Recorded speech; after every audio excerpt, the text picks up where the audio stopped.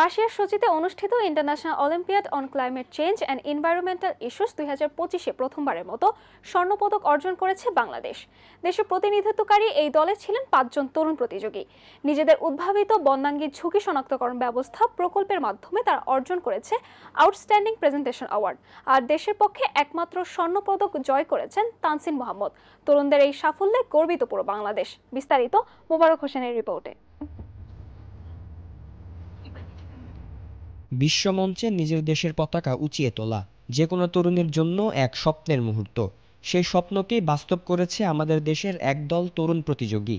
গত 13 থেকে 20 সেপ্টেম্বর রাশিয়ার সোচিতে অনুষ্ঠিত international olympiad on climate change and environmental issues 2025-এ অংশগ্রহণ করে তারা বাংলাদেশের প্রতিনিধিত্বে। দলে ছিলেন 5 জন তরুণ। বন্ধুত্বপূর্ণ এক আহ্বান থেকেই শুরু, আর শেষ হয়েছে বাংলাদেশের এক গৌরবময় অর্জনে। এখন তো ক্লাইমেট চেঞ্জ একটা হট টপিক, কারণ এটার ভুক্তভোগী অলমোস্ট সবাই, যেমন Bangladesh one of the top লিস্টে পড়ে এর মধ্যে। সো এই জিনিসটাকে প্রমোট করার জন্য এবং এই ক্লাইমেট চেঞ্জ রিলেটেড যত রকম প্রবলেম আছে এগুলো কিভাবে সলভ করা যায় ওয়ার্ল্ড ওয়াইড, গ্লোবালি এবং লোকালি, এই জিনিসটার জন্য মেনলি এই অলিম্পিয়াডটা করা হয়েছে। অ্যান্ড এই অলিম্পিয়াডের ব্যাপারে আমরা প্রথমে জানতে পারি রাশিয়ান এম্বাসির ফেসবুক পেজ থেকে ওরা পোস্ট করছিল এই বিষয়ে।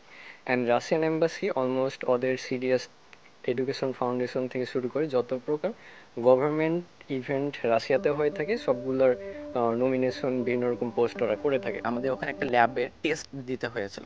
এখনকার বাংলাদেশে দেখা যায় যে ল্যাব ফ্যাসিলিটিসটা খুব কম বলা যেতে পারে, যেখানে খুবই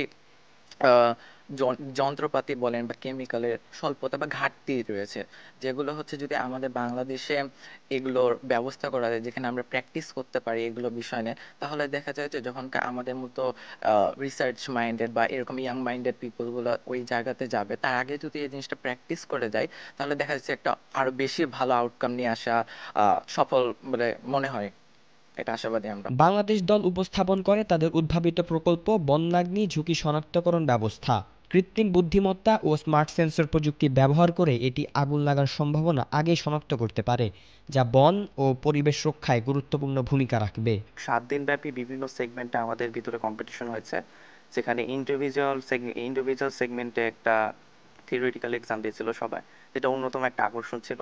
সেখানে আমাদের দল থেকে তাসিন মোহাম্মদ ফাইয়াজ স্বর্ণপদক অর্জন করে, এবং আমাদের এসডিজির ওপরে আরেকটা প্রেজেন্টেশন দিতে হয়েছিল, যেখানে আমরা দলীয়ভাবে প্রেজেন্টেশন দিয়েছিলাম আমাদের এসডিজির কিছু ইন্ডিকেটর সম্পর্কে।